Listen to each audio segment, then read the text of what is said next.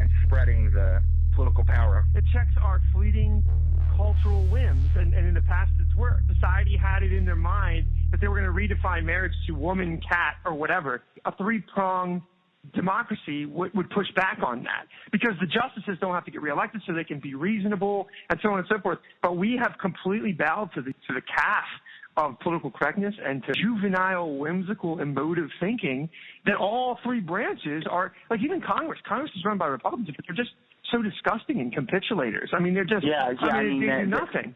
I would say that even more than our loss in 2012 was this last year when we, well, if you want to say we, I know at this point most conservatives don't consider themselves Republicans anymore, but the more right side of the aisle won, basically. We won across the board, and they did nothing. They did nothing. That was even a more cutting loss to the psyche almost. Because what it's proved was even if we got what we thought was going to be the end all. It's like a gut shot of hopelessness, even more so than a Democrat win. More hopeless. America's so stupid that they elected this socialist, Marxist, idiot. Again, it's not that. It's, okay, we woke up, we realized it was full of crap, we swung the other way, we voted a bunch of people who promised all kinds of stuff that was more in line with what we thought, and they turned out to be worse than him. Because if anything, as I've seen, so since the 2014 congressional win, they, I think, have capitulated and set a climate of capitulation so clear that the Barack Obama administration has only hastened his totalitarian instinct. He knows that if he goes against the Constitution, that there's no threat of impeachment and no threat of any sort of pushback whatsoever. So that just empowered them. I mean, if they would have actually even tried and failed, that would have been different. But they didn't even try. So right about this, the hopelessness that comes over you because you realize it's an endemic problem. It's like you have nowhere to turn. There is no political voice for the constitutional citizen. There is no political voice for the common sense conservative. There is nowhere to go. The party has proven to be reptilian and cowardly, and there is nowhere for us to take our grievances. And by the way, when there is nowhere to go, that's when things get ugly. And on just a purely political level, when people have nowhere to take their grievances in history, at least this is true in history, that's when war ends up happening. When a political avenue is not available to people, and in this case, the majority of the populace. I mean, that's an amazing thought. So the majority of the populace in the 2014 election, it was a landslide majority. When they say politically, we would like to be governed in this way, and not only are they not governed in that way, but they're governed in a tyrannical leftward turn after that democratic voice has spoken. By the way, just as a side note, we're setting a precedent in this country that it's okay to loot, that it's okay to burn down cities. Father said something really interesting. He said in a free society, in a society like ours, to keep order, when something like that happens, the first person that throws a brick, you arrest him. The first person that sets a fire, you arrest them. The first person that loots, you arrest them. You just arrest them. Arrest them down. You look at Baltimore and you say, if this happens all across the country for any number of grievances, what does our country, which is wonderful, still, even sucky as it is, what does our country look like?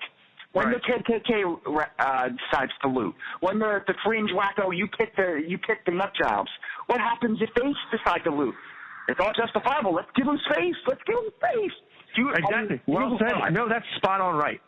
Any grocery store that doesn't have a truck coming to it every 15 minutes will be completely empty in 6 days on an average normal week. Within 6 days, it will be completely empty. While you add looting, and you add insanity, and you add martial law, what does that look like? I know you're down with the brand and you think that the white man's oppressing, but come on, be intellectually honest enough to say what happens to us when people are just breaking into crap and we just give them space because they have a grievance.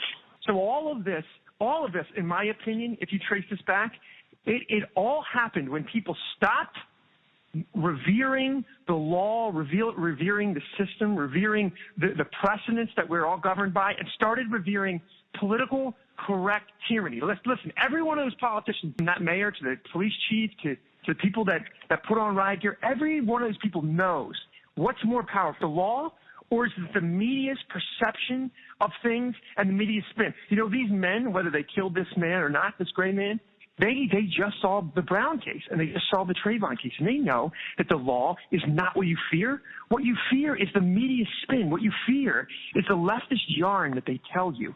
And that is more powerful and more damning than anything else. And that's why you see politicians not shutting down this violence, because they know what they really need to fear isn't the ballot box. It's whatever the media is going to say about that politician. And whatever the stupid people in America are going to believe without doing any research on their own. You see what I mean? That's the new. That is the new thing to fear, and it's true of everybody. There are businesses right now that have convictions. There are churches right now that have convictions. But right now, when they're faced with a decision, do they think what's right or wrong? No. They think, how am I going to get slayed and crucified in the media if I do what's right? The power that governs our lives right now is not the law. It's not the Constitution. It's optics. It's optics, and it's what the leftist media will do to you if you do not march. And that's what I see at play. When you have firemen coming in, they're cutting fire hoses, throwing cinder blocks, and still they're not shutting it down. What is governing that decision? You tell me. It's fear of political correctness. Is this a racist country?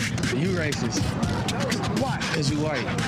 If I'm white, I'm racist? Yeah. But if you hate white people, does that make you racist? We don't hate white people. Y'all the devil. Yeah. We not racist. Your kind racist, though.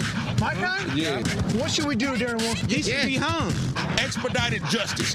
Kill him. They should be able to kill. CourageCountry.net